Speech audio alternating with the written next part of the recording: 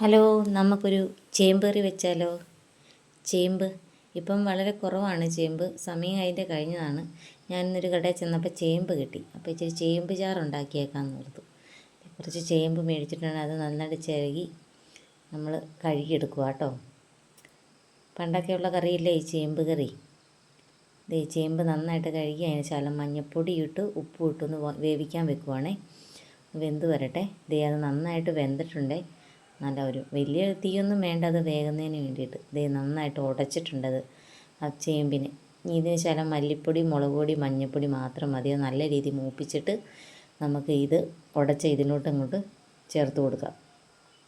നമ്മളത് ചേർത്ത് കൊടുത്തിട്ടുണ്ട്. ചേമ്പ് കറി നോക്കി എന്നാ ടേസ്റ്റ് ചെയ്യാമെന്നറിയുമോ? ചേമ്പ് കറി മാത്രം മതി നമുക്ക് ചോറിന്. പിന്നെ ഒരു ചീനിച്ചട്ടിലോട്ട് ശകലം വെളിച്ചെണ്ണ ഒഴിച്ച് കടുക് പൊട്ടിച്ച് ഇച്ചിരി ഉള്ളിയും കൂടെ വറുത്ത് നമുക്കിതിലോട്ടങ്ങ് ചേർത്ത് കൊടുക്കാം കേട്ടോ. ശകലം കുഞ്ഞുള്ളി ഇട്ട് കൊടുക്കുന്നുണ്ട്. അങ്ങ് മൂത്ത് വരുമ്പോഴേക്കും നമുക്ക് ഈ ചേമ്പിൻ്റെ ചാറിലോട്ട് ഒഴിച്ചു കൊടുക്കാം.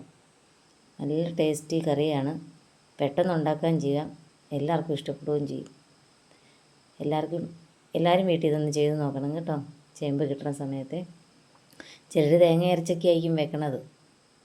ചിലർ ഇങ്ങനെ വെക്കുന്നവരുണ്ടാവും. വെക്കാത്തവരൊക്കെ ഒന്ന് വെച്ച് നോക്കും. നല്ല രുചിയാണ് കേട്ടോ. അപ്പോൾ ഒന്ന് സബ്സ്ക്രൈബ് ചെയ്യണേ. Bye bye.